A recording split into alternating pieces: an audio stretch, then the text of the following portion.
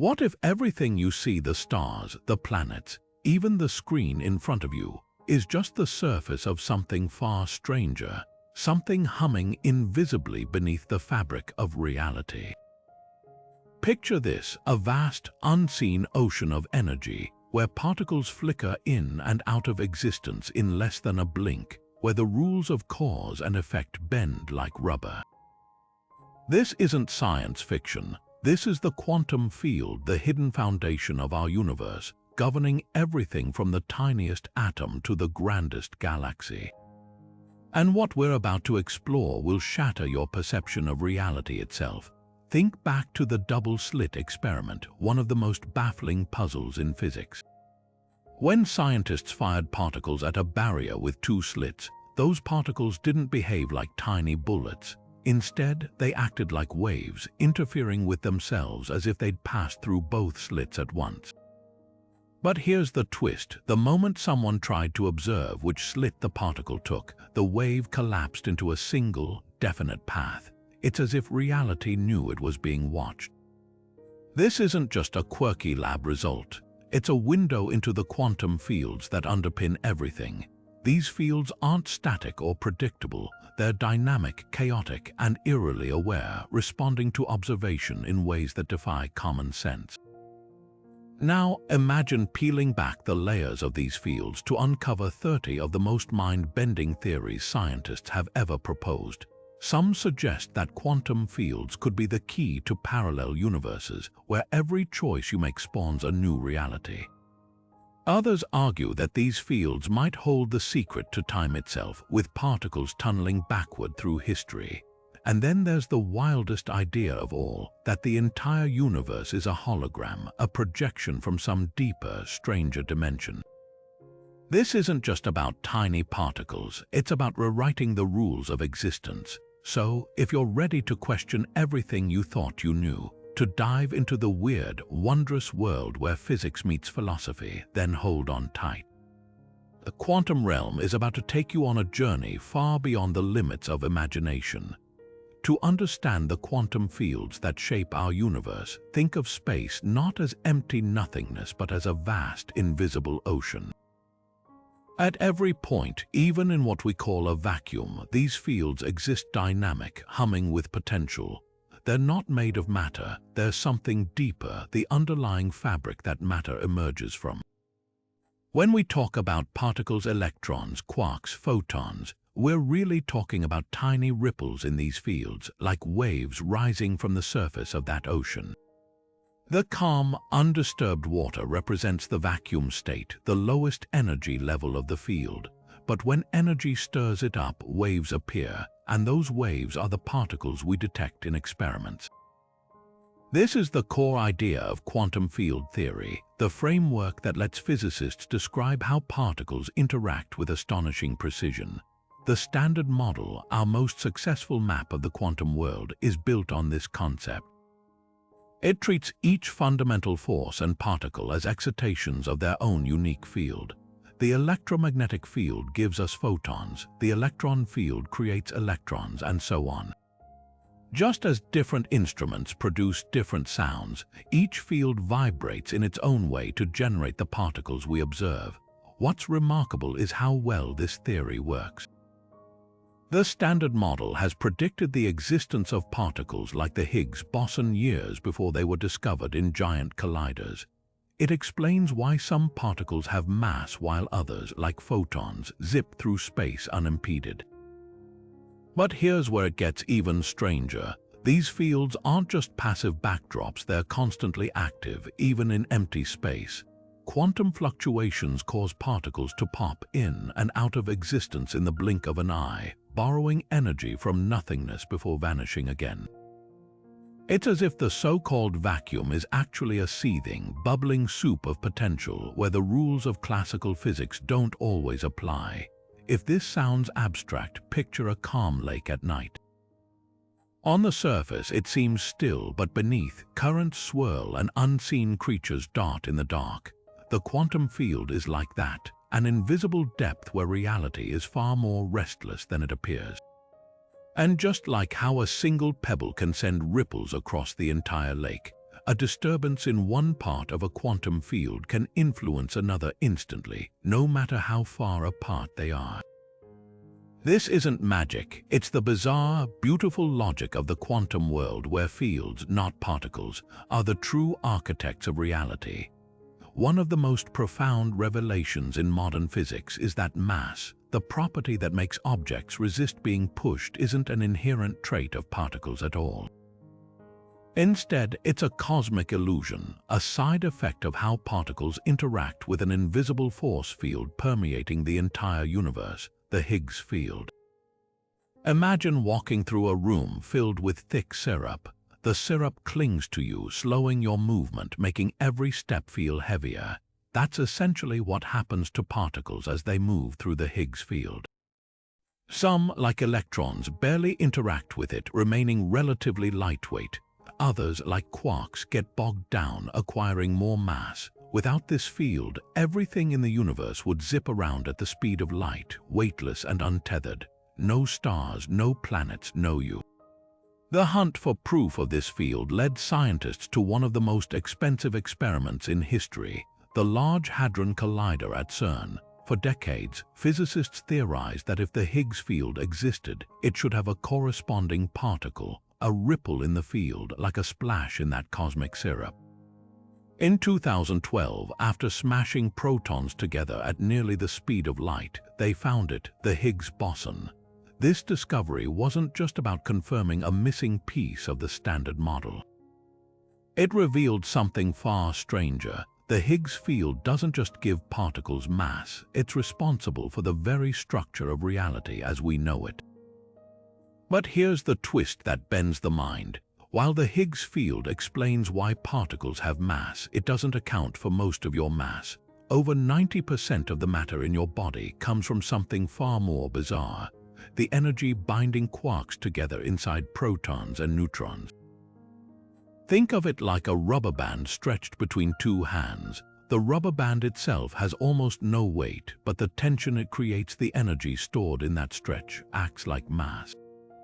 In the same way, the gluons holding quarks together generate immense energy, and thanks to Einstein's famous equation, energy and mass are two sides of the same coin. So, in a cosmic irony, the Higgs field is vital, but it's not the primary source of what makes you solid. You're mostly made of trapped energy vibrating in the quantum void. This raises a haunting question. If mass is just an emergent property of fields and interactions, what does that say about the nature of reality itself? Are we just temporary knots in a vast, shimmering web of energy? The Higgs field doesn't just answer questions, it peels back the curtain on a universe far stranger and more interconnected than we ever imagined. If empty space were truly empty, quantum physics would be far less interesting and far less puzzling. What we call a vacuum isn't some barren void. It's a frenetic dance of energy, a bubbling cauldron of quantum activity where particles flicker into existence and vanish faster than you can blink. These are zero-point fluctuations, tiny tremors in the quantum fields that never settle down, even at absolute zero, the coldest temperature possible. Imagine a piano where every key is constantly vibrating ever so slightly, never falling silent. That's the quantum vacuum, never still, always humming with potential energy. One of the strangest consequences of this seething quantum foam is the Casimir effect. Take two metal plates and place them incredibly close together in a vacuum, just a few nanometers apart. Classical physics would say nothing should happen, it's just empty space after all. But in reality, the plates are pushed together by an invisible force. Why? Because the quantum fluctuations between the plates are restricted. Only certain wavelengths can fit in that tiny gap, while outside, particles of all wavelengths can appear. This imbalance creates a pressure difference, and the plates snap together as if pulled by ghostly hands. It's not science fiction. It's been measured in labs, proving that so-called empty space is anything but empty. Then there's the Lamb shift, another fingerprint of vacuum energy. When physicists measured the fine structure of hydrogen atoms in the 1940s, they found a tiny discrepancy in the energy levels of electrons, a shift that shouldn't exist according to classical electromagnetism. The culprit: zero-point fluctuations. Even in the quietest vacuum, these ripples nudge electrons slightly off their expected orbits, warping reality on the smallest scales. It's like trying to balance a marble on a table that's constantly trembling. No matter how perfectly you place it, the vibrations will knock it slightly askew. But here's the real shocker. If you could add up all this vacuum energy in the universe, the numbers become absurd. Theoretical calculations suggest the energy density of empty space should be astronomically high, so high that it would warp spacetime so violently galaxies couldn't form. And yet, when we measure the actual cosmological constant, the observed value is almost zero. This discrepancy is one of the biggest unsolved problems in physics. Is our math wrong? Are we missing hidden symmetries or undiscovered fields that cancel out this energy? Or is the universe fine-tuned in a way we don't yet understand? The deeper we probe, the clearer it becomes. The quantum vacuum isn't just background noise. It's an active participant in shaping reality, a hidden ocean whose waves influence everything from atoms to the fate of the cosmos. What else might be lurking in this unseen depth? Could vacuum fluctuations hold the key to dark energy, the mysterious force accelerating the universe's expansion? The more we learn, the more the question lingers: does true emptiness even exist? Richard Feynman once joked that if all of science were lost in a cataclysm and he could pass on just one idea to future generations, it would be this: everything in the universe is made of tiny particles that attract and repel each other. That deceptively simple statement hides a revolutionary truth, one that earned Feynman a Nobel Prize and reshaped our understanding of light, matter, and the invisible forces weaving them together. Welcome to quantum electrodynamics, or QED, the most precise scientific theory ever devised. At its heart, QED is about one thing: how light and matter interact. But don't let that simplicity fool you. The math behind this theory is so complex that even Feynman admitted he often didn't fully grasp it. Yet its predictions match reality with mind-boggling accuracy down to 12 decimal places. That's like measuring the distance from Earth to the Moon with an error no wider than a human hair. The secret to this precision lies in two bizarre ideas: virtual particles and Feynman's iconic diagrams. Picture this: when two electrons repel each other, they're not just magically pushing apart. According to QED, they exchange a photon, a particle of light, that carries the electromagnetic force.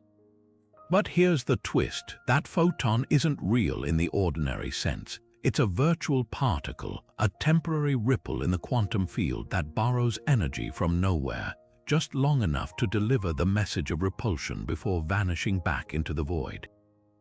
These ghostly particles are everywhere, mediating every electromagnetic interaction in the universe. They're the reason your fridge magnet sticks to the metal door and why sunlight warms your skin. To make sense of this chaos, Feynman invented something brilliant: his now famous diagrams. Legend has it, he first sketched them on napkins during a wild night at a bar, scribbling lines and squiggles to represent particles zipping through spacetime. These weren't just doodles, they were a revolutionary way to visualize and calculate quantum interactions. In a Feynman diagram, time flows left to right, particles become arrows, and collisions turn into branching intersections. Suddenly, the dizzying math of QED became intuitive, almost playful. Scientists could now map out every possible way particles might interact, then sum up the probabilities to predict real-world outcomes. But the true magic of QED lies in its embrace of the absurd. The theory doesn't just allow for one path between particles, it demands all paths, no matter how ludicrous. An electron might emit and reabsorb a photon, or spawn a pair of virtual particles that annihilate in midair, or even briefly travel backward in time. QED treats every wild scenario as equally real. then uses the rules of quantum mechanics to cancel out the impossibilities, leaving only what we actually observe. It's like nature is running every conceivable experiment at once, then deleting the contradictions before we notice. This craziness pays off. QED correctly predicted the magnetic properties of electrons, the energy levels of hydrogen atoms, even the subtle wobble of muons, an effect so tiny it took decades of experimental refinement to confirm. When later theories tried to challenge QED, nature always sided with Feynman. His drunken doodles had unlocked something profound, a universe where even emptiness teems with activity, where forces are carried by ghostly messengers, and where reality is just the average of infinite possibilities. Next time you flip a light switch, remember, you're not just turning on a bulb, you're summoning a storm of virtual particles, dancing to the precise, beautiful rhythm of QED. If the electromagnetic force is a polite handshake between particles, the strong force is more like an unbreakable cosmic glue, so powerful it can literally bend the rules of existence. This is quantum chromodynamics, or QCD, the theory that explains how quarks, the building blocks of protons and neutrons, stay locked together despite the universe's best efforts to tear them apart. And at the heart of it all are gluons, the invisible carriers of this force, weaving a web so tight that not even light can escape its grip. Picture two quarks tied together by an elastic band. At close range, they barely feel each other's pull. The band lies slack, almost weightless. This is asymptotic freedom, the bizarre property that makes quarks inside a proton nearly free to move around. But try to separate them, and that band stretches taut, resisting with unimaginable force. The farther apart they get, the stronger the tension grows, as if the universe itself refuses to let them part. Unlike gravity or electromagnetism, which weaken with distance, the strong force does the opposite. It intensifies. And here's the kicker: if you pull hard enough, the energy stored in that band becomes so extreme that it spontaneously creates new quarks, snapping the original pair apart while trapping them in fresh partnerships. That's why we never find lone quarks in nature. The moment you try to isolate one, the universe slams the door shut, conjuring new particles to keep them forever bound. This is quark confinement, one of the most counterintuitive rules of the quantum world. Imagine trying to pluck a single thread from a sweater, except every tug spawns an entirely new sweater. The gluon fields between quarks don't just transmit force, they generate it dynamically, morphing like living things to preserve the cosmic status quo. And unlike photons in QED, which sail through space undisturbed, gluons interact with each other, tangling the force lines into knotted streams that amplify their power. It's as if the carriers of gravity could suddenly create more gravity, turning every interaction into a self-fueling storm. The implications are staggering. Without this force, atomic nuclei would fly apart in a flash. No stars, no planets, no chemistry. Yet what's truly wild is how QCD flips our classical intuitions. We're taught that particles are like tiny billiard balls, but in reality, a proton is a seething hurricane of quarks and gluons, a place where 99% of its mass comes not from the quarks themselves but from the pure energy of their bonds. It's a cosmic conjuring act, the illusion of solidity born from the dance of massless gluons and near-weightless quarks. So next time you look in the mirror, remember, the face staring back is held together by a force so relentless it defies logic. And somewhere in the space between your atoms, gluons are humming their silent, unbreakable song. In the late 1920s, physicist Paul Dirac set out to combine quantum mechanics with Einstein's theory of special relativity, a seemingly straightforward task that spiraled into one of the most radical revelations in science. His equations worked beautifully, but they came with an impossible hitch: solutions that implied electrons could have negative energy. To a classical physicist, this was nonsense.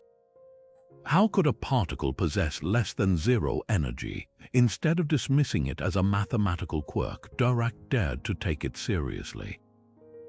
What if, he proposed, the vacuum wasn't empty at all? What if it was a churning, infinite ocean, a sea of electrons occupying every possible negative energy state, completely filling the universe like an invisible, densely packed crowd? This was the birth of the Dirac sea, a concept so bizarre it bordered on poetic. Normally, we'd never notice this sea. It would be perfectly uniform, like a still, bottomless lake. But Dirac realized that if enough energy jostled the system, an electron could leap out of the sea, leaving behind a hole. That hole wouldn't just be an absence, it would behave like a particle with opposite charge.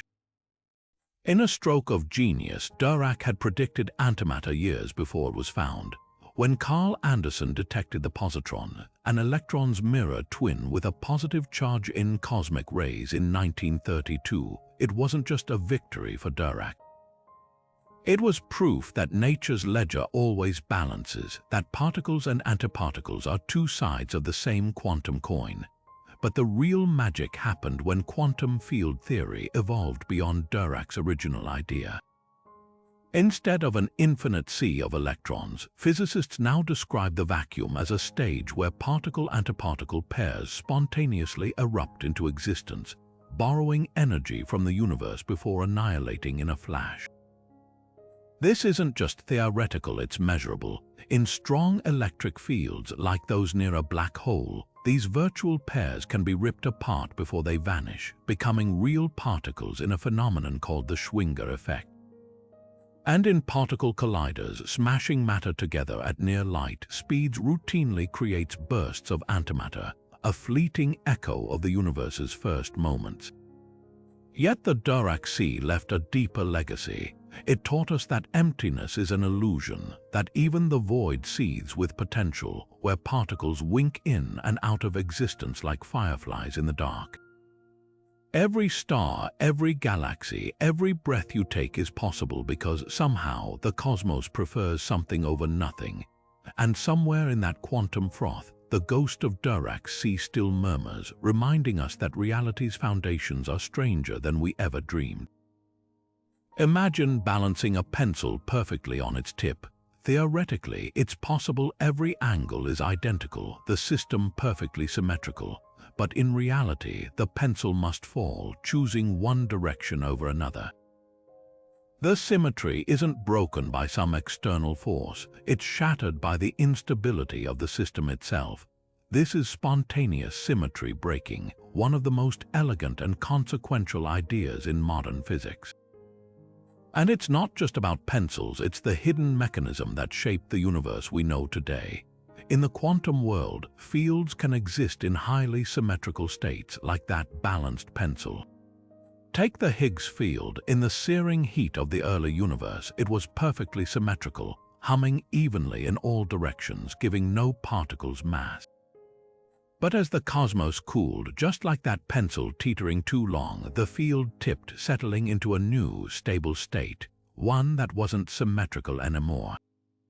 This single event broke the symmetry of the electroweak force, splitting it into the electromagnetic and weak forces we observe today. Suddenly, particles like W and Z bosons became heavy, while photons remained weightless.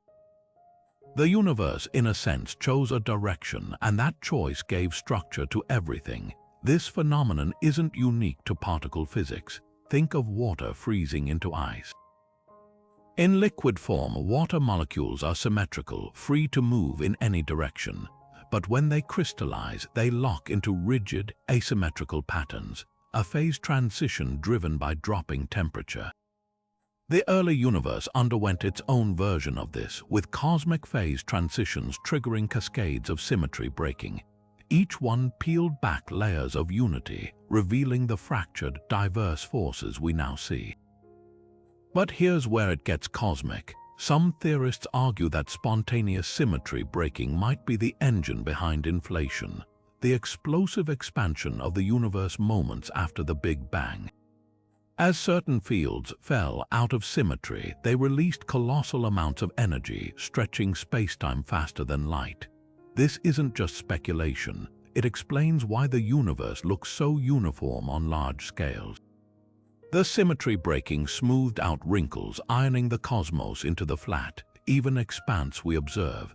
Yet the most tantalizing idea is that symmetry breaking might not be a one-time event. If undiscovered fields exist, their tipping points could still lie ahead, waiting to rewrite the laws of physics all over again.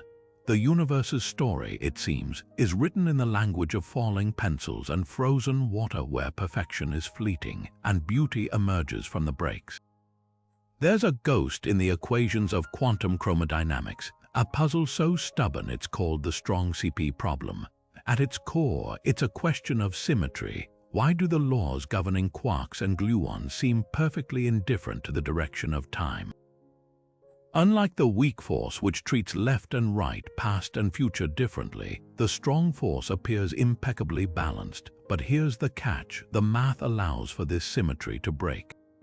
A single term in the equations could twist the behavior of quarks in ways we've never observed. So why doesn't it enter the action, a hypothetical particle born not from some grand cosmic vision, but from the desperate scribbles of theorists trying to plug a hole in their models? In 1977, physicists Roberto Pexi and Helen Quinn proposed a radical fix. What if the symmetry isn't fundamentally perfect? What if there's a new field, now called the axion field, that dynamically adjusts to cancel out any asymmetry, like a cosmic thermostat fine-tuning the universe's balance?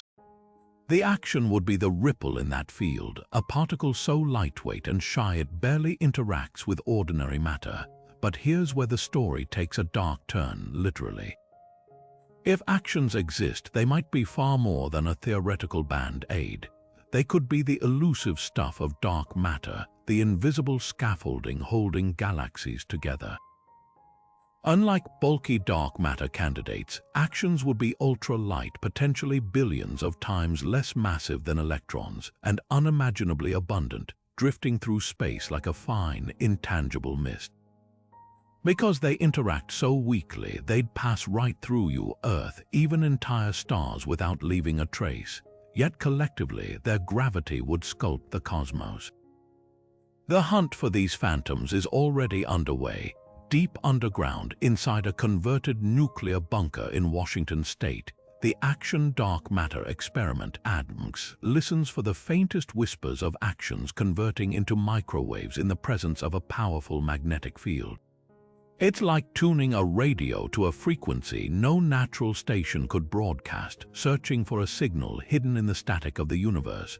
Other experiments like CERN-CAST repurpose particle physics gear to scour the sun's core for axions streaming outward. But the boldest idea isn't just finding axions, it's making them. Some theorists propose that if we could engineer strong enough magnetic fields, we might squeeze virtual axions out of the quantum vacuum, pulling them into reality like fish from a ghostly sea. Whether they are out there or not, the axion reminds us how deeply intertwined the universe's greatest mysteries are, how a tweak to explain one quirk of quantum fields might just solve the riddle of dark matter itself. Imagine the entire observable universe, billions of galaxies, each with billions of stars once crammed into a space smaller than a single atom. Now picture that speck expanding to cosmic size in less than a trillionth of a second. This isn't hyperbole, it's cosmic inflation, the most radical idea in cosmology since the Big Bang. And at the heart of this explosive growth lies a mysterious entity, the inflaton field, a hypothetical energy field that may have jump-started the universe as we know it. The problems inflation solves are as profound as the theory itself. Take the horizon problem. Why does the cosmic microwave background, the afterglow of the Big Bang, look nearly identical in opposite directions of the sky? Without inflation, these regions were never close enough to share heat or information, like strangers on opposite sides of a stadium suddenly wearing identical outfits. Then there's the flatness problem. The universe's geometry is impossibly balanced like a pencil perfectly upright after 13 billion years. Inflation explains both by stretching spacetime so violently that distant regions were once neighbors, and curvature was ironed out like wrinkles in a rapidly inflating balloon. The inflattened field makes this possible. Think of it as a cosmic pressure cooker filling space with a dense, unstable energy that temporarily acts like anti-gravity.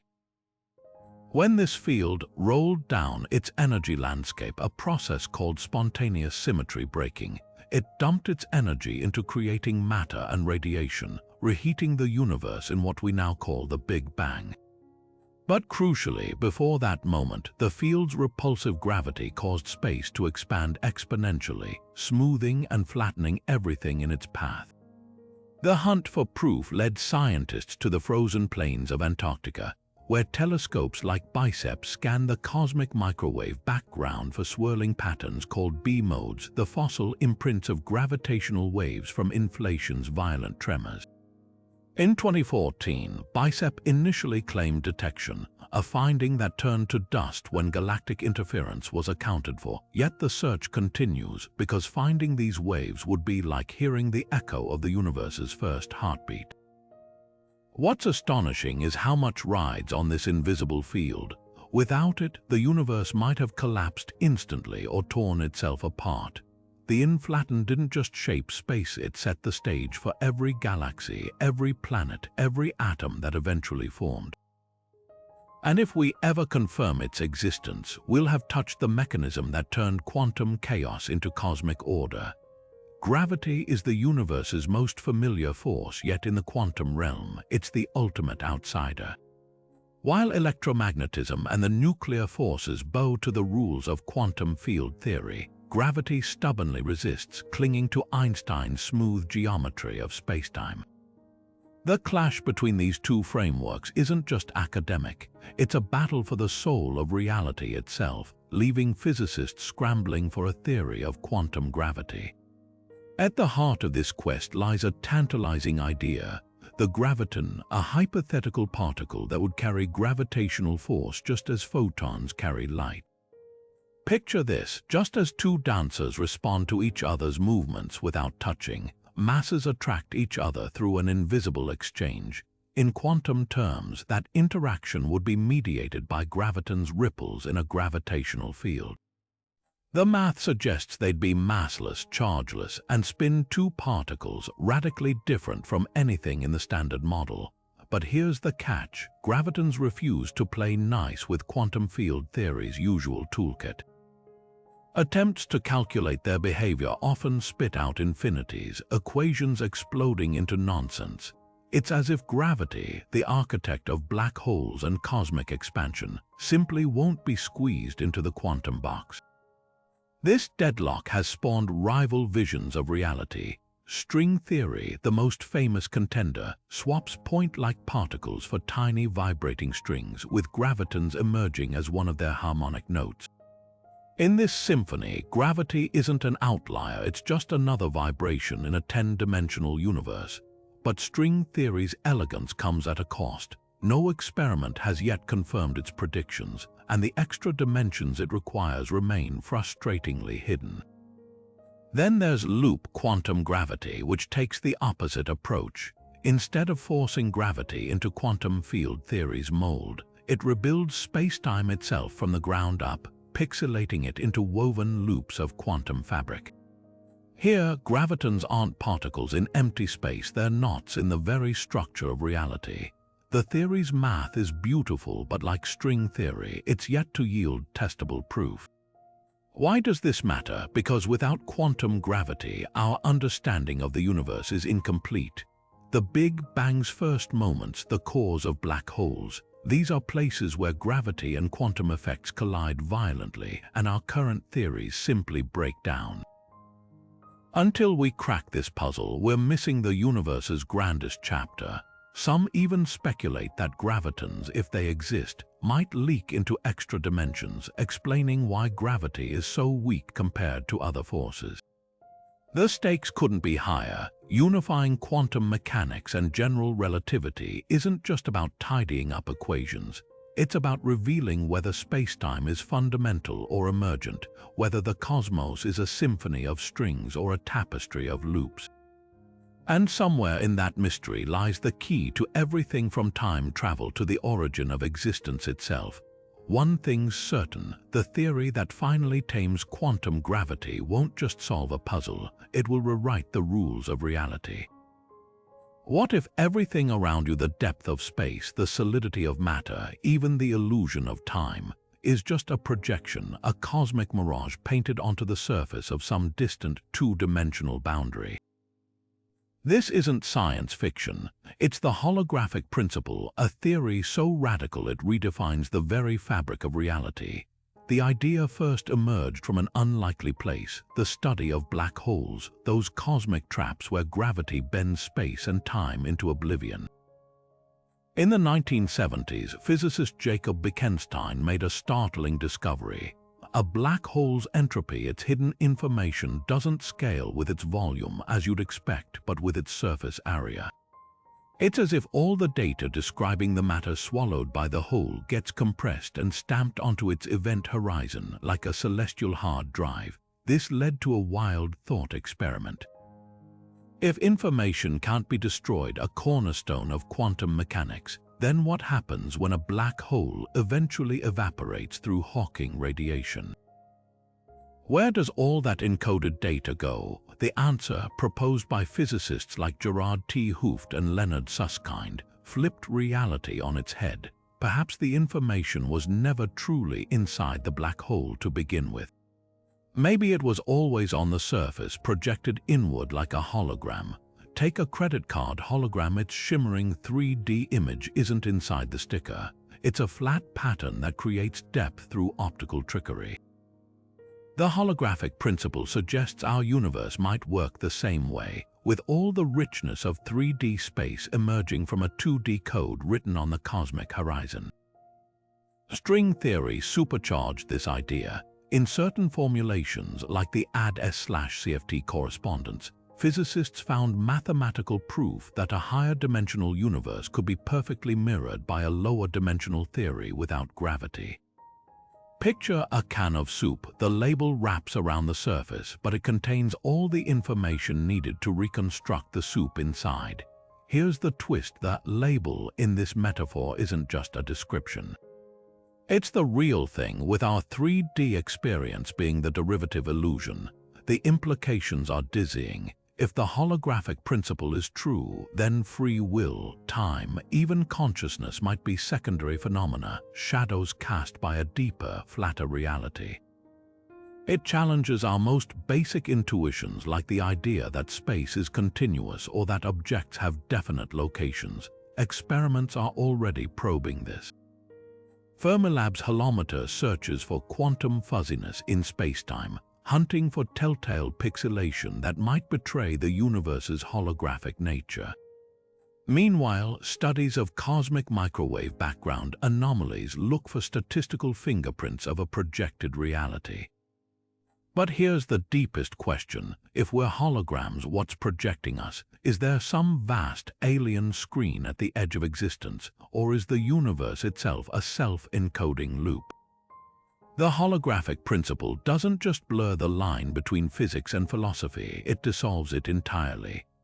We think of spacetime as the ultimate stage, a fixed, unchanging backdrop where the drama of particles and forces unfolds. But what if spacetime isn't fundamental at all? What if it's more like temperature, an illusion that emerges from something deeper, a collective dance of countless microscopic parts? This is the radical premise of emergent spacetime, a theory that rewrites our understanding of reality's very fabric. Take a glass of water. At our scale, we feel its temperature, a single, smooth property. But zoom in, and that warmth dissolves into chaos, the jostling of trillions of molecules. Temperature doesn't exist for any one molecule. It's a statistical effect, a story told by the crowd. In the same way, spacetime might be a grand average, a cosmic mirage born from the frenetic activity of quantum fields or bits of information. The smooth curves of Einstein's relativity would then be like the surface of a lake, seamless from afar, but up close a storm of tiny waves. Some theories take this even further. In loop quantum gravity, spacetime isn't continuous but woven from discrete, finite loops, a pixelated tapestry where each thread carries a tiny quanta of area or volume. Imagine a digital photo. From a distance it looks smooth, but zoom in far enough and you hit individual pixels. If spacetime works this way, there'd be a fundamental limit to how finely we could slice it. A smallest possible length called the Planck scale, roughly a trillionth of a trillionth the size of a hydrogen atom. The wildest part, we might already have clues this is real. When physicists analyze black holes or the early universe, their equations often hit infinity's points where spacetime curvature or energy density explodes to impossible values. These singularities aren't just math problems, they're screams from the equations, hints that spacetime itself breaks down under extreme conditions. If spacetime were emergent, these infinities would vanish, smoothed away by the underlying quantum structure. But how do you test something this abstract? One approach is to hunt for spacetime's pixels. Experiments like Fermilab's holometer fire lasers down perpendicular vacuum tunnels, checking whether light arriving at detectors shows tiny, random fluctuations, a signature of spacetime's granularity jittering like quantum foam. Others study high-energy gamma rays from distant cosmic explosions. If spacetime is pixelated, these rays should arrive at slightly different times depending on their wavelength, as if space itself were a bumpy road for light. Then there's the holographic angle. If spacetime emerges from a lower dimensional boundary, like a 3D hologram projected from a 2D surface, then there might be subtle correlations in cosmic radiation patterns that don't make sense in a traditional 3D universe. Teams analyzing data from the Planck satellite are actively searching for these anomalies, cosmic fingerprints of a deeper code. What's at stake isn't just a tweak to physics, it's a complete overhaul of how we see existence. If spacetime is emergent, then the distinctions we take for granted here versus there, now versus then, are approximations, stories told by the underlying quantum chorus. The stage itself becomes part of the play, and reality, as we know it, is just the opening act. You wake up one morning, pour your coffee, and glance out the window just in time to see the sky flicker like a broken screen before turning an impossible shade of purple. The ground beneath you warps, trees twisting into geometries that shouldn't exist. Within moments, everything you've ever known, every law of physics, every atom in your body rewrites itself. This isn't a nightmare, it's false vacuum decay, one of the most terrifying existential risks lurking in quantum field theory.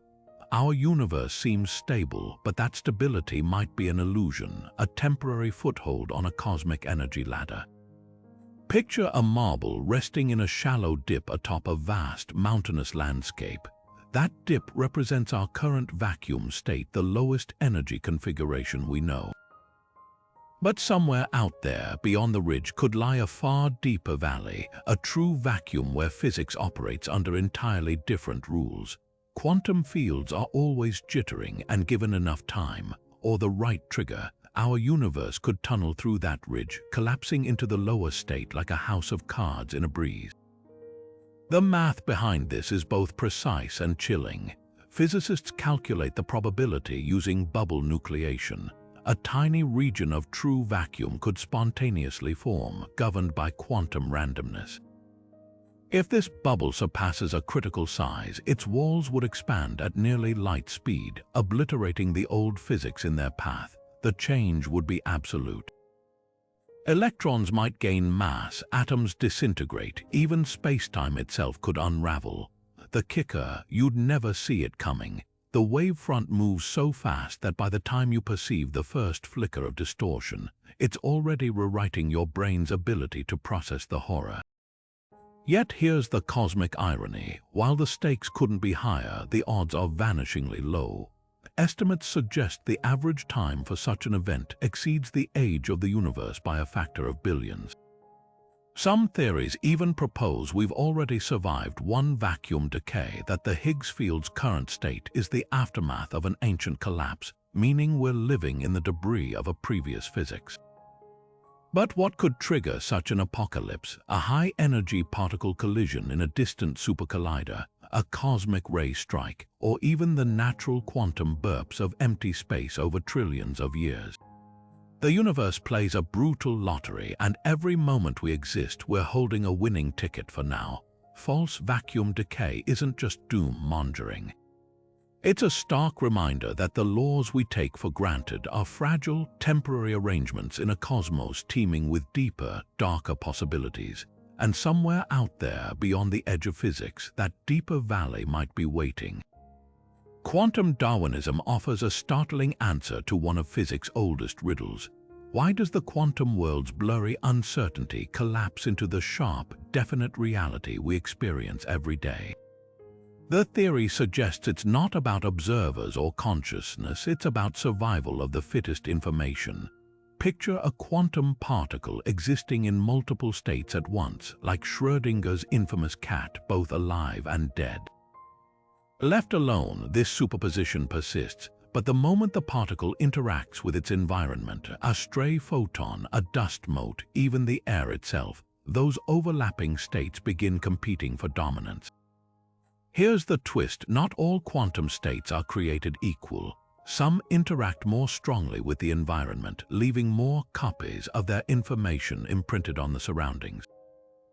It's like tossing a handful of pebbles into a pond. The biggest ripples persist longest, while tiny ones vanish almost instantly. Over countless interactions, these robust states get amplified and disseminated, while fragile superpositions fade into obscurity. The environment acts like a ruthless editor, selecting which versions of reality get published across the universe. Take the classic double-slit experiment. When electrons pass through the slits unobserved, their wave-like nature creates an interference pattern. But place a detector to measure which slit each electron takes, and the pattern disappears. Quantum Darwinism explains this shift. The detector's interaction creates multiple copies of the electron's path information in the environment, effectively broadcasting the particle's position to anyone who cares to look. The superposition isn't destroyed, it's drowned out by the louder, more persistent classical state. This process solves the measurement problem without invoking conscious observers or hidden variables. The reason we perceive definite outcomes isn't because reality cares about human perception, but because the noisiest, most redundant quantum states are the ones that survive the environmental onslaught. Even a single photon scattering off an object can trigger this amplification, meaning classical reality emerges not from some grand collapse, but through countless tiny interactions scrambling to leave their mark on the universe. The implications ripple far beyond lab experiments. Quantum Darwinism suggests our entire experience of reality is shaped by what information proves most durable, most capable of imprinting itself on the world. The chair you're sitting on feels solid not because it fundamentally is, but because its atomic configurations have won an evolutionary battle against quantum fuzziness. Their information endlessly copied and reinforced by environmental interactions. In this light, the universe isn't just quantum, it's quantum with a built-in memory system, where only the most persistent data gets remembered. Could this explain why we don't see macroscopic superpositions? Absolutely. The larger an object, the more environmental interactions it has, making it exponentially harder for delicate quantum states to survive. A single electron might maintain superposition briefly, but an entire cat. The decoherence happens almost instantly, as trillions of air molecules and photons bombard it from all sides. Reality as we know it is less about what's possible in theory, and more about what information proves sticky enough to withstand the chaos of existence. This perspective turns the traditional observer effect on its head. It's not that measurement creates reality, it's that reality is what remains when everything else has been erased by environmental noise. The universe, in a sense, is constantly taking snapshots of itself, and only the clearest, most redundant images make it into the album we call the classical world. Somewhere between quantum possibility and everyday experience lies an invisible sieve, and quantum Darwinism might just be the key to understanding its mesh. If the quantum fields we've explored so far seem strange, buckle up, there's a twist that makes them look downright ordinary. Supersymmetry, or SUSY for short, proposes that every particle in the standard model has a hidden twin, a superpartner with wildly different properties. Electrons would be shadowed by selectrons, quarks by squarks, photons by photinos. These aren't just doppelgangers, they're cosmic balancing acts, particles so exotic they could solve two of physics' biggest mysteries in one swoop: the hierarchy problem and the nature of dark matter. The hierarchy problem is essentially a cosmic accounting error. When physicists calculate the mass of the Higgs boson using quantum field theory, the numbers explode to absurdly high values, far heavier than what we actually observe. It's like expecting a feather to weigh as much as a mountain. SUSY fixes this by introducing superpartners that cancel out these runaway calculations like perfect mathematical mirrors. Each particle's superpartner contributes an equal but opposite effect, restoring balance to the equations. It's an elegant solution, but with a catch. For the math to work, these superpartners should have shown up in particle colliders by now. That brings us to the elephant in the room. Why hasn't the Large Hadron Collider found a single sparticle after smashing protons together at unprecedented energies? One possibility is that superpartners are much heavier than originally hoped, hiding just beyond the LHC's current reach. Modified versions of SUSY, like split supersymmetry, suggest that while most sparticles are too massive to detect, a few, like the neutralino, could still be light enough to lurk in the shadows. And here's where things get thrilling. The neutralino is a prime candidate for dark matter. Stable, electrically neutral, and nearly invisible, it could be drifting through your body right now, its collective gravity sculpting galaxies behind the scenes. The absence of sparticles at the LHC hasn't killed SUSY, it's forced physicists to get creative. Some theories propose that superpartners don't just differ in mass but in how they interact with our three-dimensional space. Extra dimensions could hide them from our detectors, or perhaps SUSY is broken in ways we haven't yet imagined. Others argue that SUSY might manifest not as distinct particles but as subtle quantum corrections, detectable only through ultra-precise measurements of rare particle decays. What's at stake isn't just a tweak to particle physics. SUSY success would mean the universe is fundamentally more symmetrical than we thought, with every known particle paired to a hidden counterpart. Failure, on the other hand, could force us to confront an unsettling truth. The delicate balance of our universe might not be guided by symmetry at all, but by something far stranger waiting to be discovered. Either way, the hunt for supersymmetry isn't just about finding new particles, it's about testing whether elegance is woven into the fabric of reality itself. The Higgs mechanism isn't the only way particles could acquire mass. What if there's a cosmic illusion at play, a sleight of hand orchestrated by forces far stronger than we've imagined? Enter Technicolor, a theory where the Higgs isn't a fundamental particle at all, but a composite stitched together by a new, ultra-powerful interaction. Think of it like the difference between a single drop of water and a crashing wave. The Higgs, in this view, isn't the drop, it's the foam on the wave's crest, a fleeting structure born from something deeper and more chaotic. This idea borrows from an old familiar, the strong nuclear force. Just as pions mediate the attraction between protons and neutrons in atomic nuclei, Technicolor proposes a family of new particles emerging from a hidden strong force. These particles, dubbed technipions, would act as the architects of mass, binding together to form a Higgs-like composite. The elegance lies in its economy, no need for a separate Higgs field when the universe could repurpose the same dynamics that already govern quarks. But why did this radical alternative lose ground? For one, the Large Hadron Collider found the Higgs exactly where the standard model predicted, a discovery that cemented the particle's status as fundamental. Technicolor, by contrast, predicted a zoo of new particles, technurhos, techneomgas, none of which materialized in the debris of high-energy collisions. The theory also struggled to explain why some particles, like the top quark, are so much heavier than others without introducing fine-tuned parameters, the very problem it sought to avoid. Yet Technicolor hasn't vanished entirely. In modified forms, it lives on in the shadows of physics, offering potential solutions to questions the Higgs alone can't answer. Some versions suggest the Higgs could be a mix of both fundamental and composite particles, a hybrid structure that reconciles the elegance of Technicolor with the stark reality of experimental data.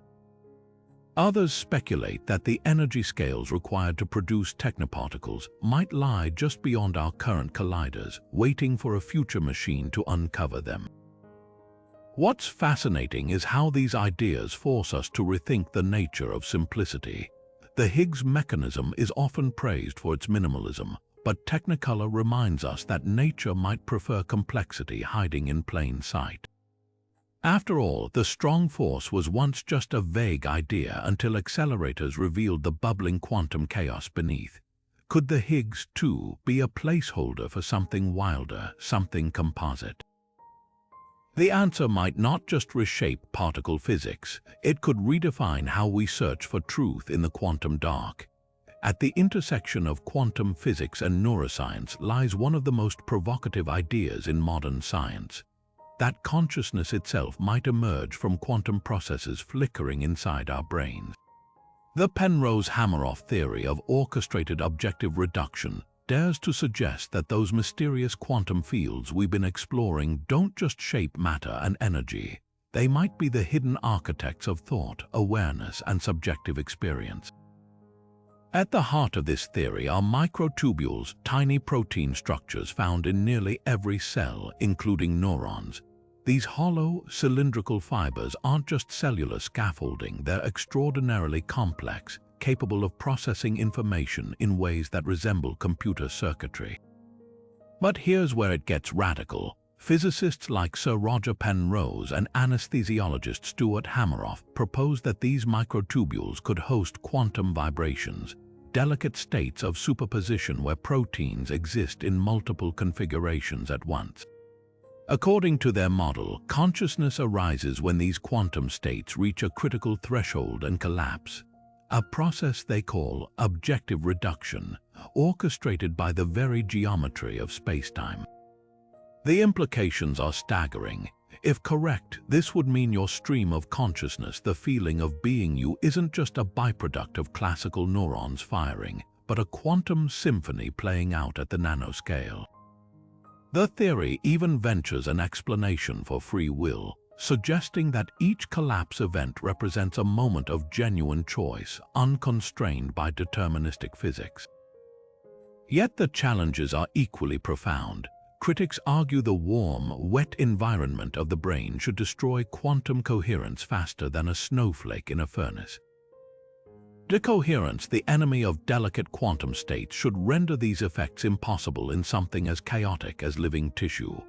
And while experiments have shown quantum effects in photosynthesis and bird migration, replicating such phenomena in neurons remains elusive.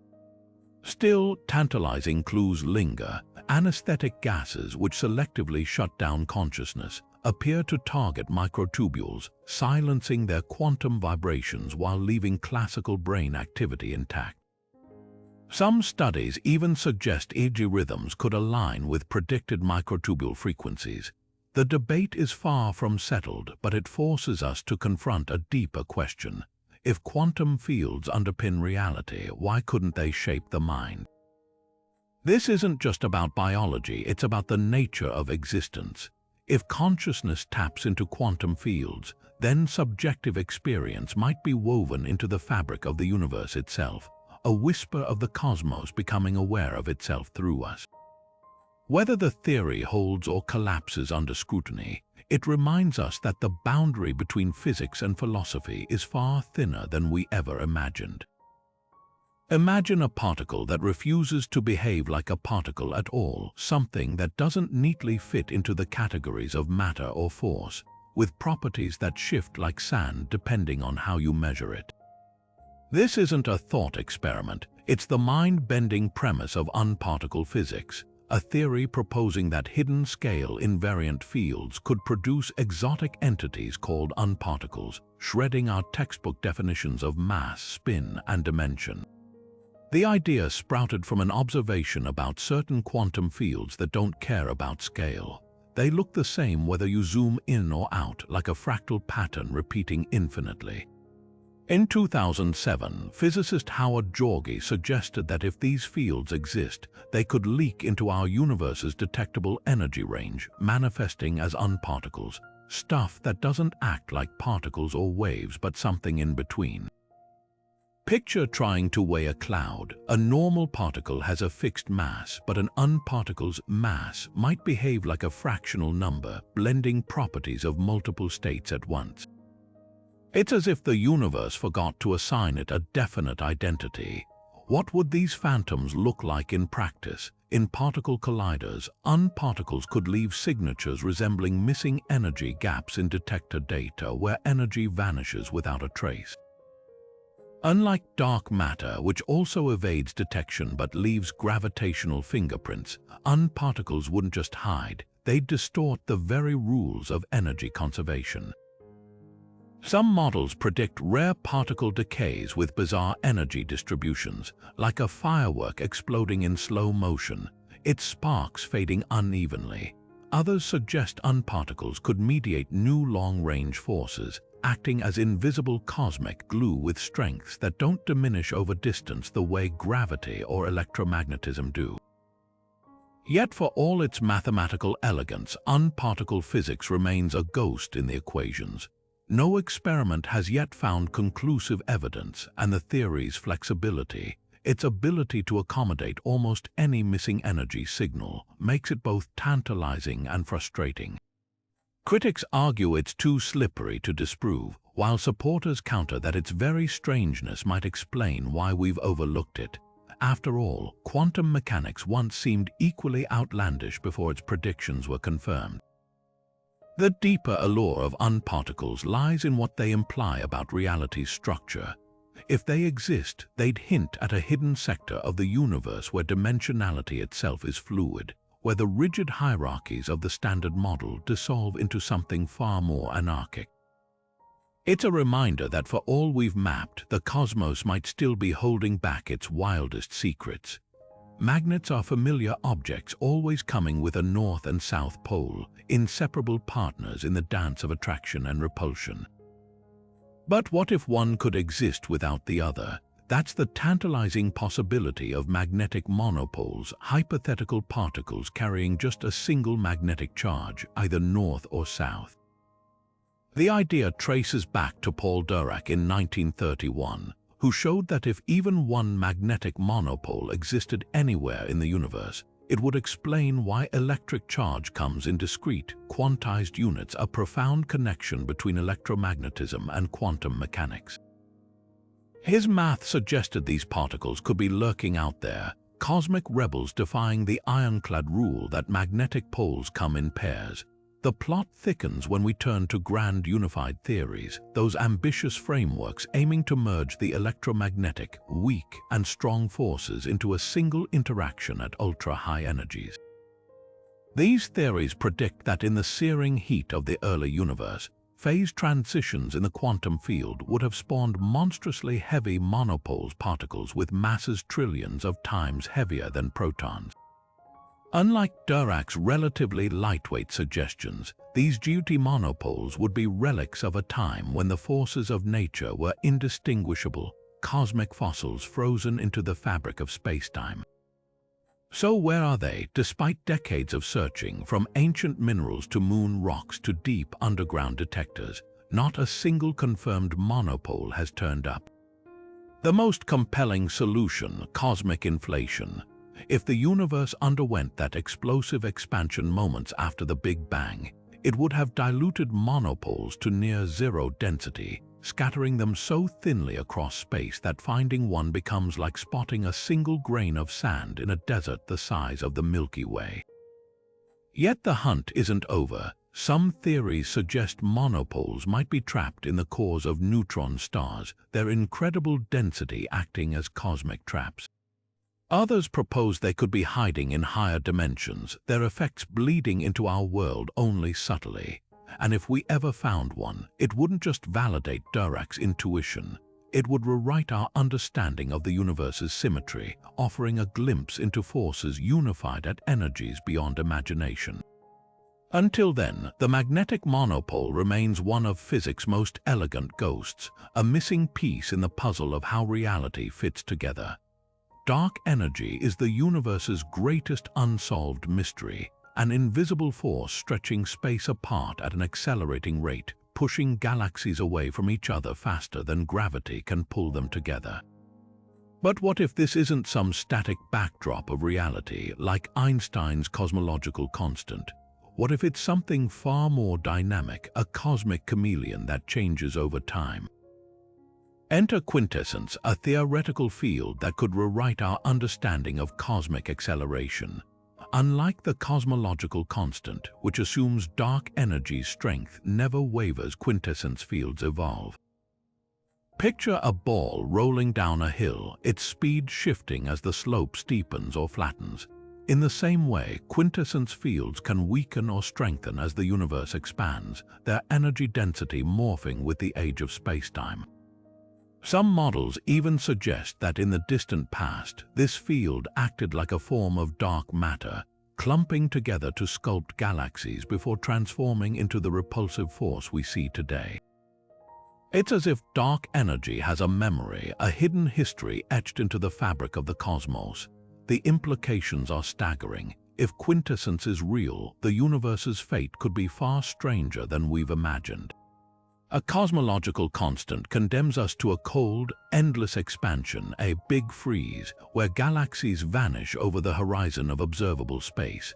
But a dynamic field might someday reverse course, collapsing back into a big crunch, or even rip apart atoms in a catastrophic big rip.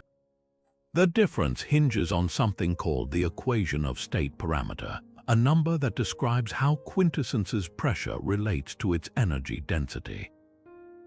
Get this wrong and our cosmic forecast could be off by trillions of years.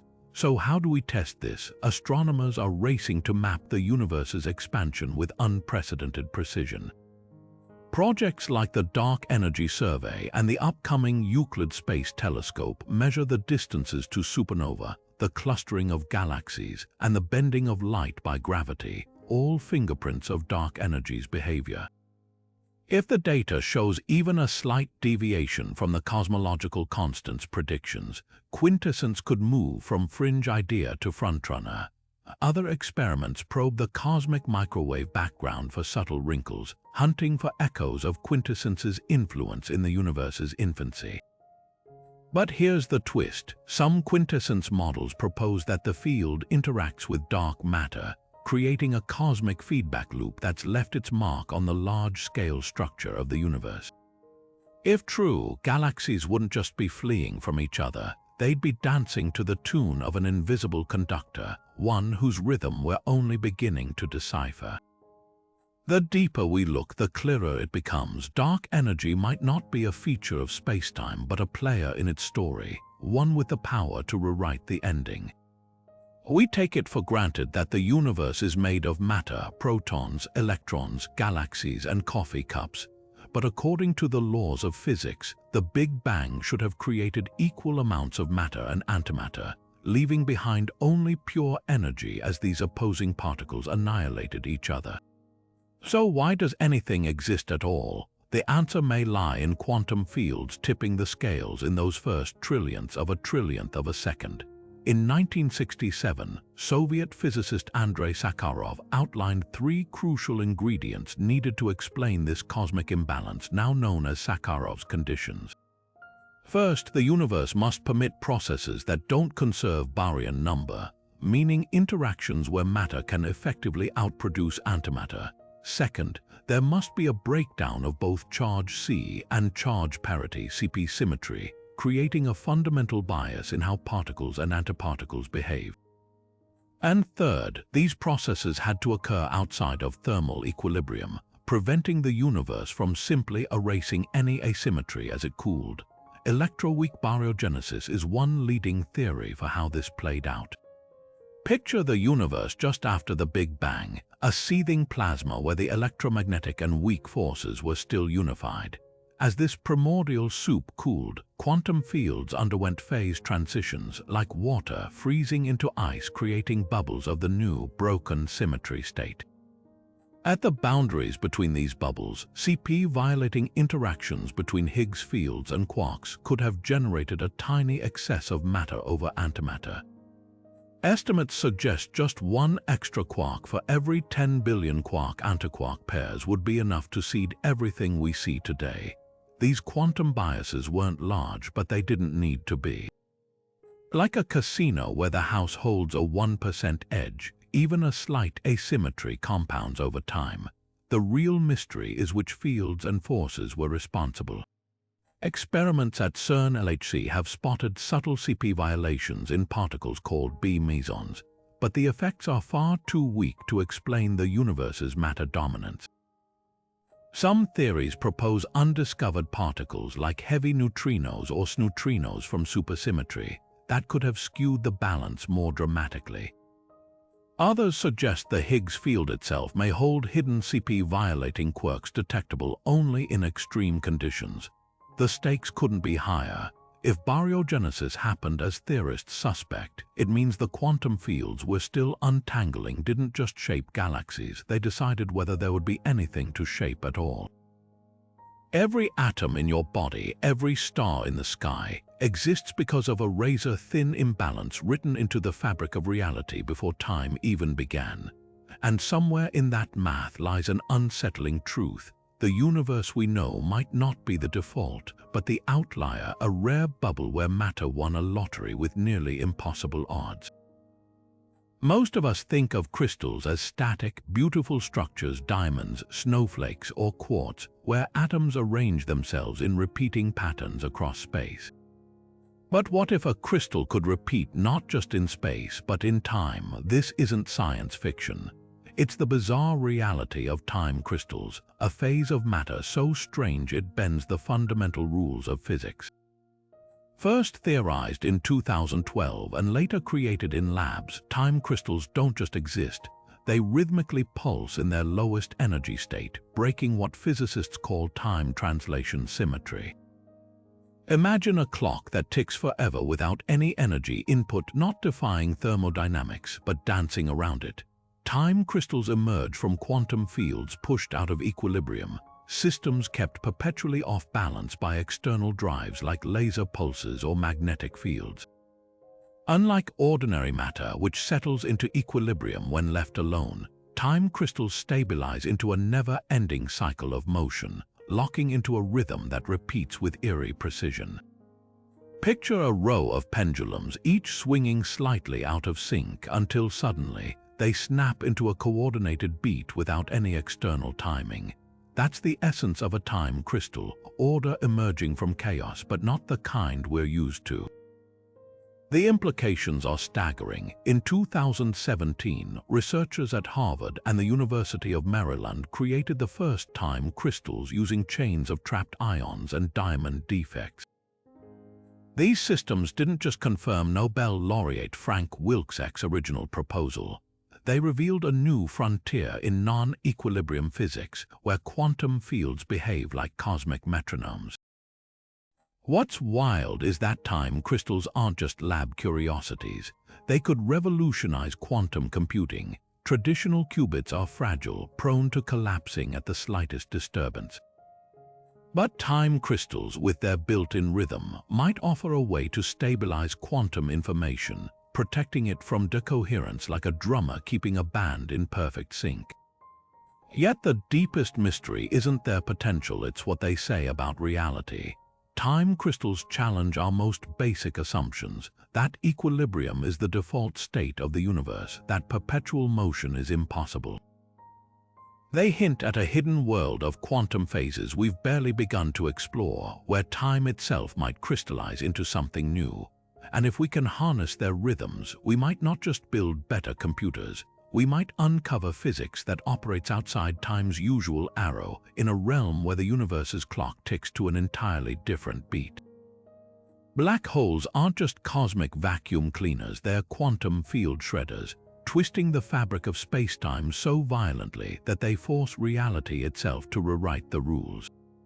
Picture an astronaut drifting toward the event horizon, blissfully unaware of their impending doom. From their perspective, space is smooth, empty, serene. But from the outside, telescopes would reveal something impossible. The black hole isn't completely black. It's glowing faintly, radiating heat like a dying ember. This is Hawking radiation, the stunning prediction that quantum fields near black holes don't just bend, they break, producing particles out of sheer nothingness. The secret lies in the warping of spacetime itself. Quantum fields are usually buzzing with virtual particles flickering in and out of existence, pairs of matter and antimatter borrowing energy from the vacuum before annihilating each other. Near a black hole's event horizon, however, the gravitational tidal forces are so extreme they can rip these pairs apart before they vanish. One particle falls in while the other escapes as real radiation. Over eons, this slow leak drains the black hole's mass until it evaporates entirely. It's a cosmic irony. The universe's most destructive objects are slowly disintegrating, one quantum hiccup at a time. But Hawking radiation isn't the only mind-bending effect of quantum fields in curved spacetime. Imagine strapping into a rocket and accelerating through empty space at a relentless pace. To you, the cabin feels normal, but a stationary observer would see you bathed in a warm glow of particles, as if you were floating in a faint heat bath. This is the Unravel effect, a ghostly phenomenon where acceleration creates particles from the quantum vacuum. The faster you go, the hotter this phantom radiation becomes. It's not an illusion, it's a fundamental consequence of how quantum fields respond to motion. Inertial observers see empty space, but accelerated ones see a universe teeming with particles, proving that reality isn't just about where you are, it's about how you're moving. Now strap in for the real paradox. When Hawking radiation was first proposed, physicists assumed it would be gentle, a smooth emission of information from the black hole's interior. But deeper calculations revealed a nightmare scenario. The radiation might be so chaotic that by the time the black hole evaporates, the original information about what fell in is scrambled beyond recovery. This violates a sacred principle of quantum mechanics: information can't be destroyed.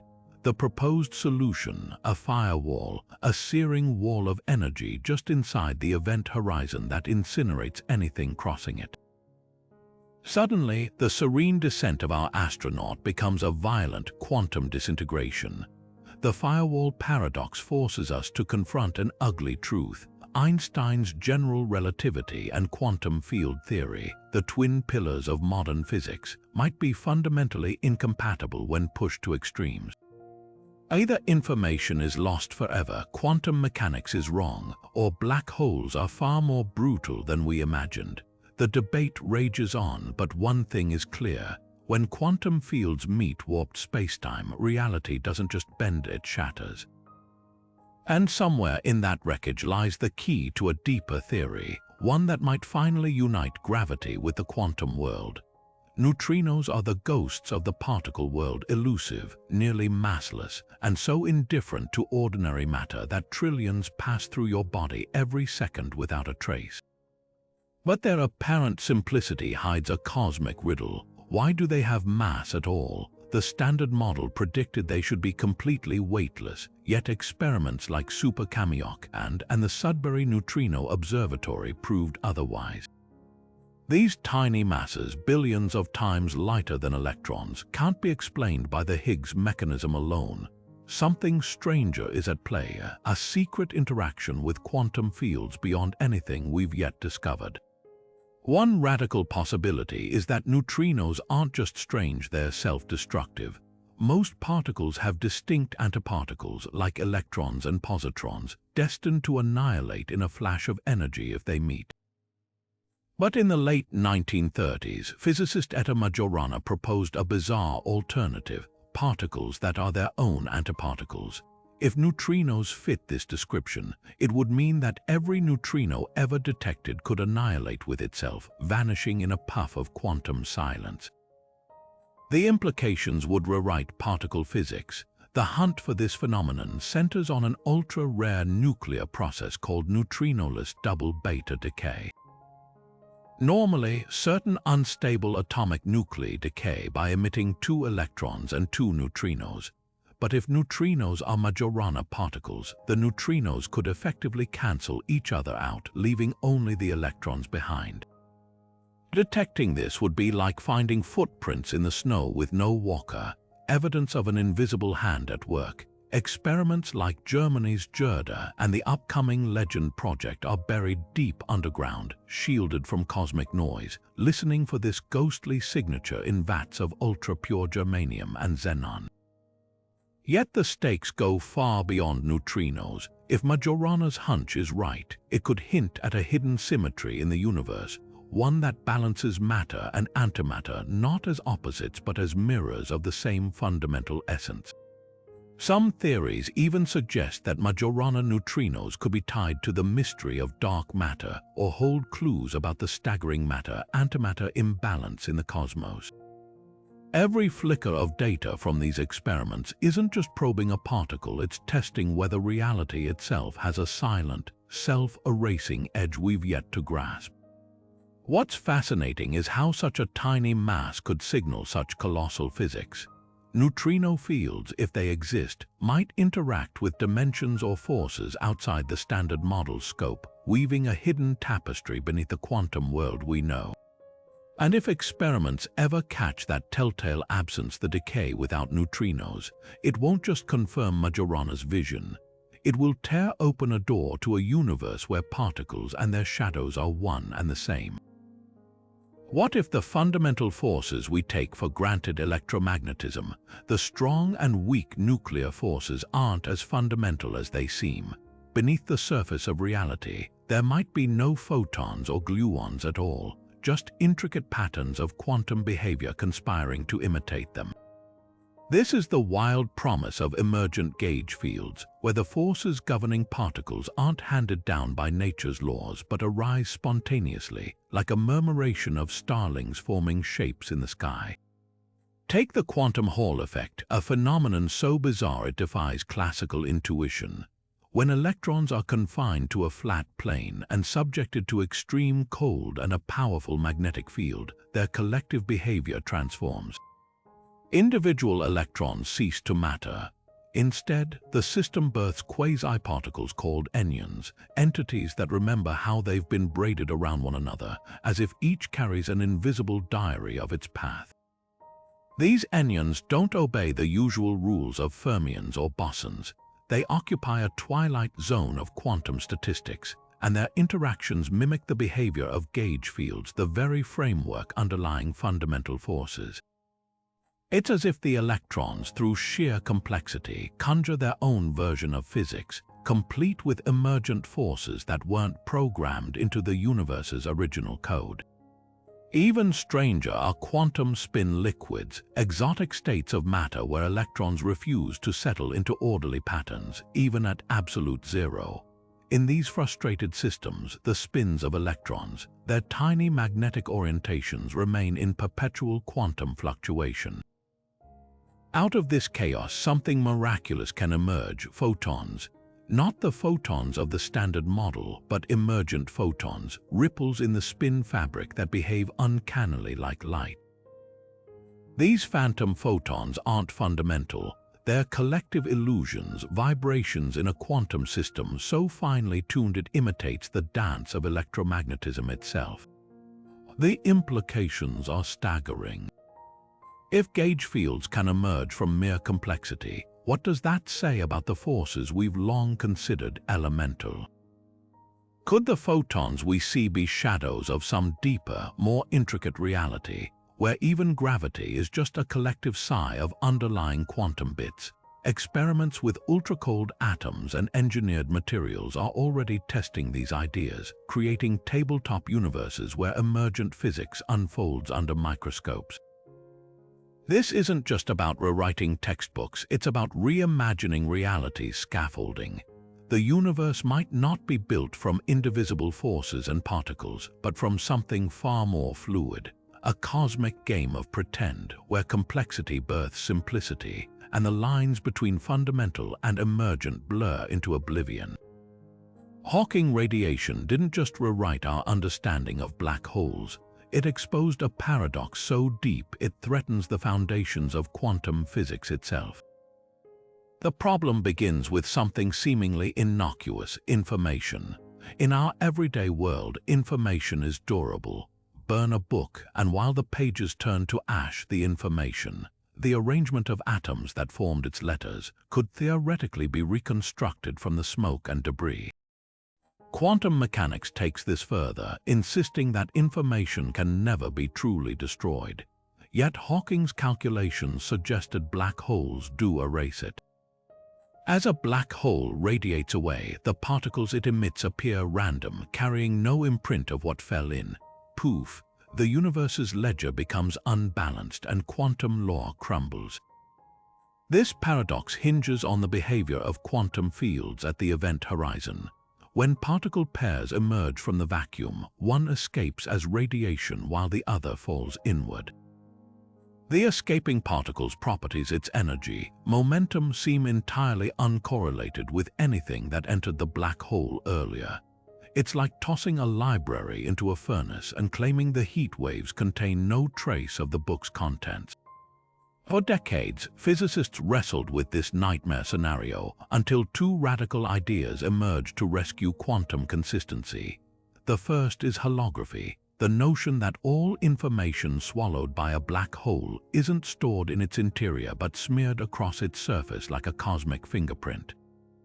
Imagine a 3D movie projected from a 2D screen. The black hole's event horizon could encode every star, planet, or hapless astronaut that crossed it, with quantum fields acting as the projector. When Hawking radiation escapes, it peels bits of this hologram away, slowly decoding the original information. Remarkably, string theory provides mathematical support for this, showing how higher dimensional physics can be perfectly mirrored on lower dimensional boundaries.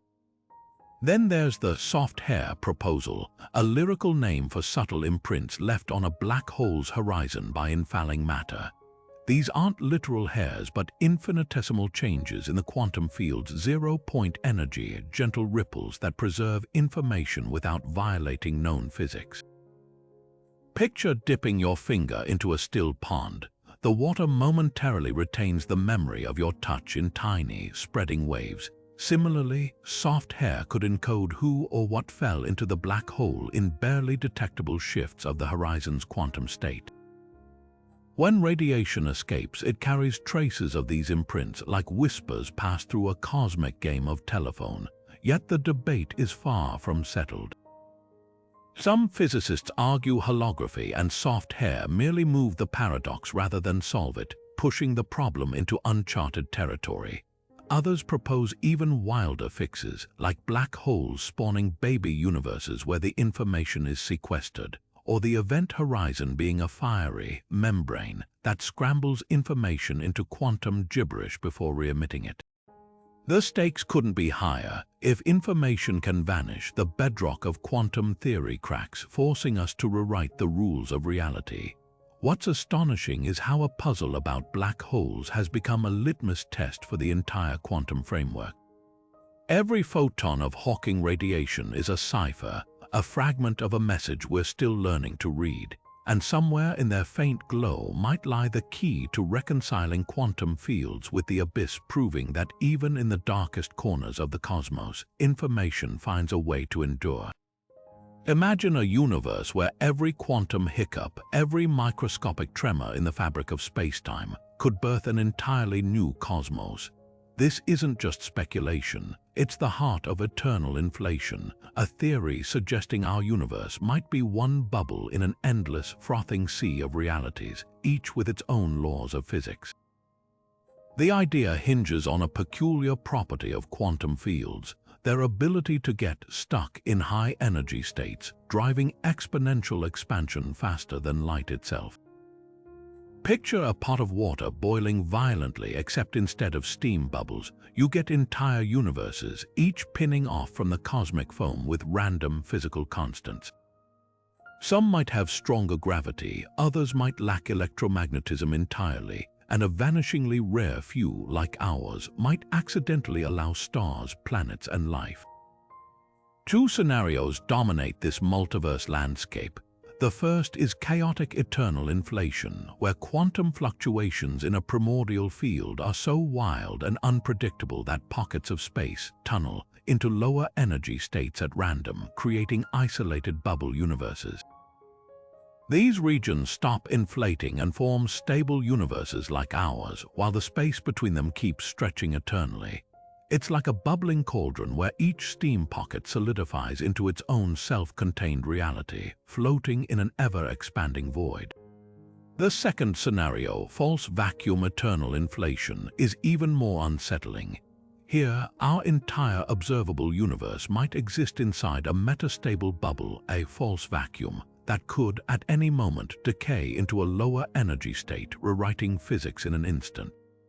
Until that happens, the field's residual energy keeps stretching spacetime, spawning new bubbles in an unending chain reaction. The difference: in chaotic inflation, bubbles form sporadically. In false vacuum inflation, they proliferate like cosmic wildfire. Now here's the kicker: both scenarios leave potential fingerprints.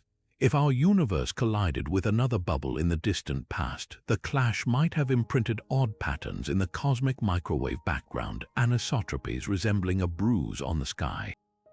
Telescopes like Planck have searched for these signatures, but so far the evidence remains elusive. Another clue could lurk in the distribution of dark energy. If inflation is eternal, the multiverse would overwhelmingly favor regions with high vacuum energy, making our universe's relatively meek dark energy a statistical outlier. Its suspiciously small value might be a fluke, a rare lottery ticket in a cosmos where most bubbles are inhospitable. But the most profound implication isn't just the existence of other universes, it's the radical redefinition of naturalness. If every possible physical constant exists somewhere in the multiverse, there's no need to explain why our universe seems finely tuned for life. It's no more miraculous than winning a lottery if infinite tickets are printed. Critics argue this smacks of surrender, abandoning the search for deeper laws that might explain our universe's parameters from first principles. Supporters counter that it's the ultimate Copernican revolution. Not only are we not at the center of the cosmos, our entire reality might just be a speck in an unfathomable ensemble. The debate rages on, but one thing is certain: eternal inflation doesn't just reshape our understanding of origins. It turns cosmology into a cosmic archaeology dig, where every anomaly in our universe might be a relic of collisions with long-lost sibling realities. And if the theory holds, the echoes of those collisions could still be out there, waiting for a telescope sharp enough to catch them. Until then, we're left with a humbling thought: our laws of physics might not be the rule, but the rarest of exceptions. Wave function collapse is one of quantum mechanics' deepest mysteries. The moment a particle's fuzzy superposition snaps into a single, definite state upon measurement. But what if this isn't some abrupt, magical transition? Quantum field theory offers radical alternatives that rewrite the script entirely. Take consistent histories, a framework where collapse isn't an event but a matter of perspective. Imagine flipping a coin in a dark room. Before looking, it exists in a superposition of heads and tails. The consistent histories approach argues the coin never truly collapses. Instead, your knowledge branches into parallel narratives where both outcomes coexist. Only by choosing which history to track, heads or tails, do you force a single story into focus. Quantum fields don't jump states, they weave multiple threads of reality, and observers simply select which thread to follow. Relational quantum mechanics takes this further, suggesting reality itself is observer-dependent. Picture two scientists measuring the same particle. Alice sees it spin up, while Bob, moving at relativistic speeds, records it as spin down. In this view, neither measurement is absolute truth emerges from the relationship between observer, observed, and their quantum fields. It's as if the universe operates like a vast social network where particles only define properties through interactions. There's no real spin, just a web of connections where each measurement updates the network state. This dissolves the measurement problem by making collapse irrelevant. What matters is the relational tapestry woven by quantum fields. But not all theories abandon objective collapse. Pilot wave theory, often seen as quantum mechanics' rebellious cousin, proposes particles have real trajectories guided by hidden pilot waves in the quantum field. The classic double-slit experiment takes on new meaning here. Electrons aren't ghostly waves that collapse, their particles surfing on unseen ripples in an invisible ocean. These pilot waves create interference patterns by steering particles along statistically likely paths, preserving determinism in a quantum world. It's a daring throwback to classical intuition, where measurement merely reveals pre-existing states rather than creating them. Then there's objective collapse, the idea that wave functions collapse spontaneously due to some fundamental mechanism, perhaps gravity or fluctuations in deeper quantum fields. Theories like JRW, Garadi, Rimini, Weber suggest particles randomly localize over time, with large objects like detectors collapsing almost instantly due to their sheer number of particles. In this view, Schrödinger's cat would never stay half alive for long. The universe's hidden rules nudge superpositions toward definiteness before conscious observers get involved. Some speculate these collapses might leave faint traces in quantum noise, offering an experimental foothold for this controversial idea. What's fascinating is how these theories refract the same quantum field phenomena through different lenses.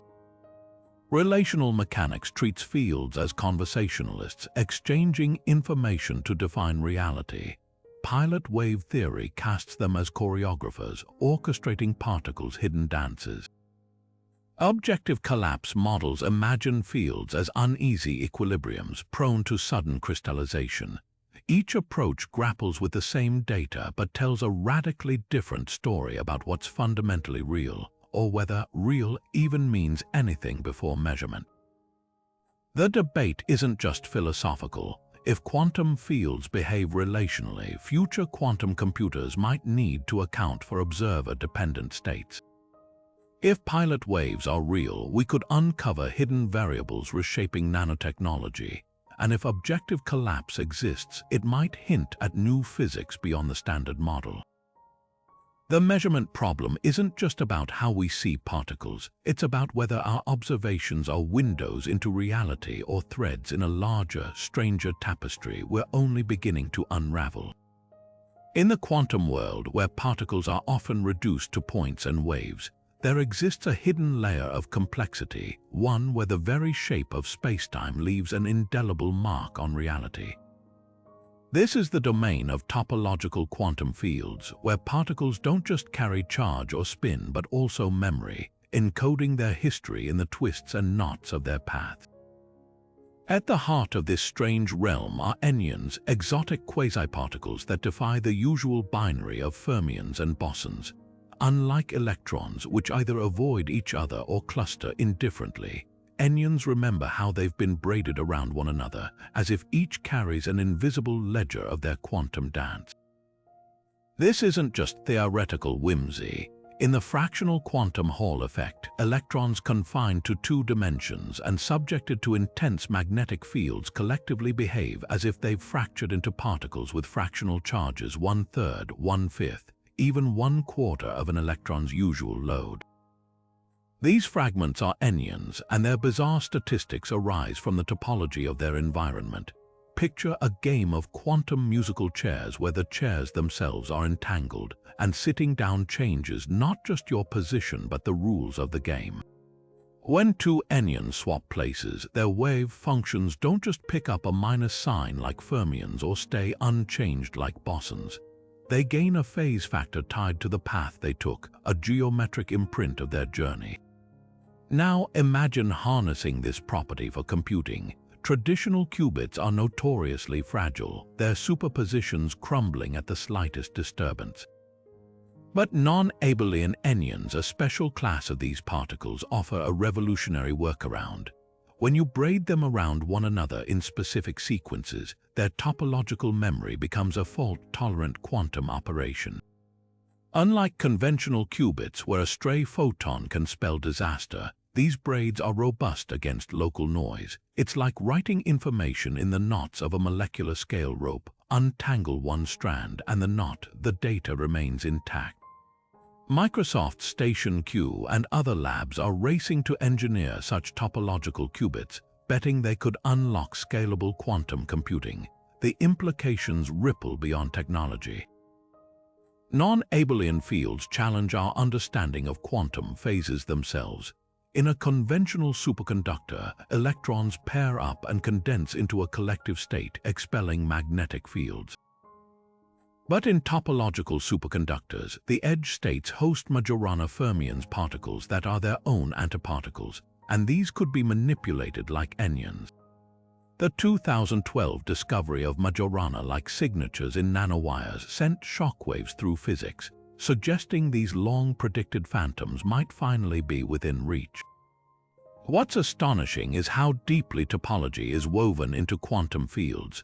The fractional quantum Hall effect, anyons, Majorana modes, they all hint at a universe where the global shape of a system can dictate its local behavior, where particles are less like billiard balls and more like characters in a cosmic story, their identities shaped by the plot twists of spacetime itself. And if we can learn to script those twists, we might not just build better computers, we could uncover physics that blurs the line between matter and geometry, revealing a deeper layer of reality where the fabric of space is also its code. What if the quantum fields underlying reality aren't fundamental at all, just lines of code in a hyper-advanced simulation? This is the simulation hypothesis, a modern twist on age-old philosophical questions, now dressed in the language of quantum physics. The idea gained traction when physicist Silas Bean and his team suggested that if our universe were a simulation, we might detect its pixelated foundations by probing the highest energies of cosmic rays. Just as a video game's graphics break down if you zoom in too far, spacetime itself could reveal a telltale graininess at unimaginably small scales, a cosmic resolution limit etched into the fabric of the quantum fields we've been exploring. But how would such a simulation even work? One compelling analogy comes from lattice quantum field theory, a tool physicists use to simulate quantum behavior on supercomputers. To model particles on a finite machine, researchers discretize spacetime into a grid, calculating interactions point by point. If our universe runs on similar hardware, its quantum fields might not be smooth and continuous but built from discrete chunks, like a digital image made of pixels. These wouldn't be pixels of space or time but of information, with the simulation's processing power determining the sharpness of reality's rendering. The finer the grid, the more seamless the illusion. And if the simulation has finite resources, there might be places where the seams show tiny deviations from perfect symmetry in particle interactions or unexpected cutoffs in energy distributions.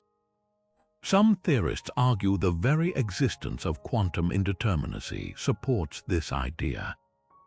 In a simulation, true randomness could be a clever way to save computational effort. Why calculate every particle's exact path when probabilistic outcomes are indistinguishable from real unpredictability?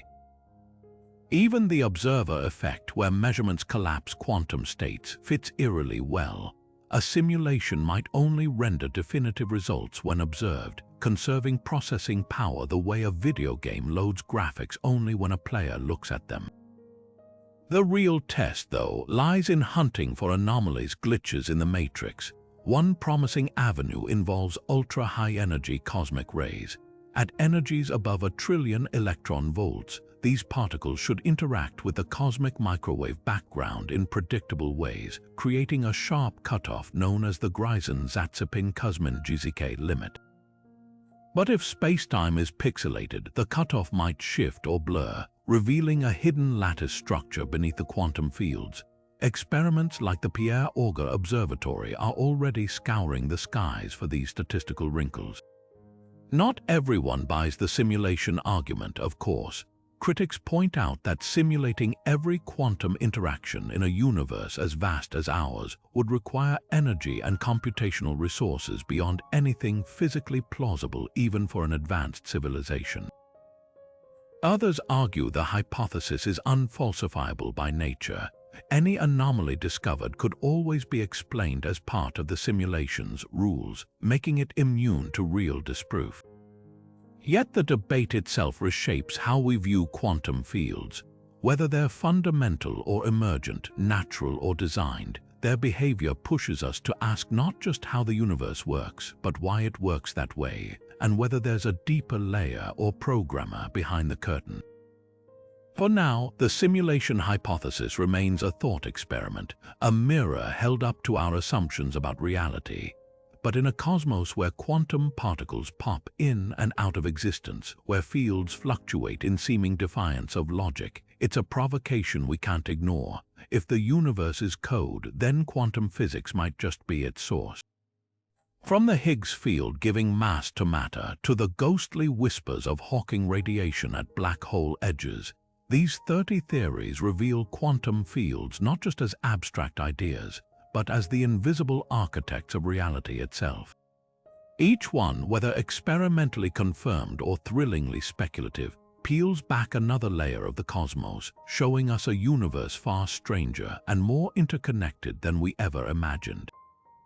They explain why particles have mass, why antimatter is so rare, even how consciousness itself might flicker into existence.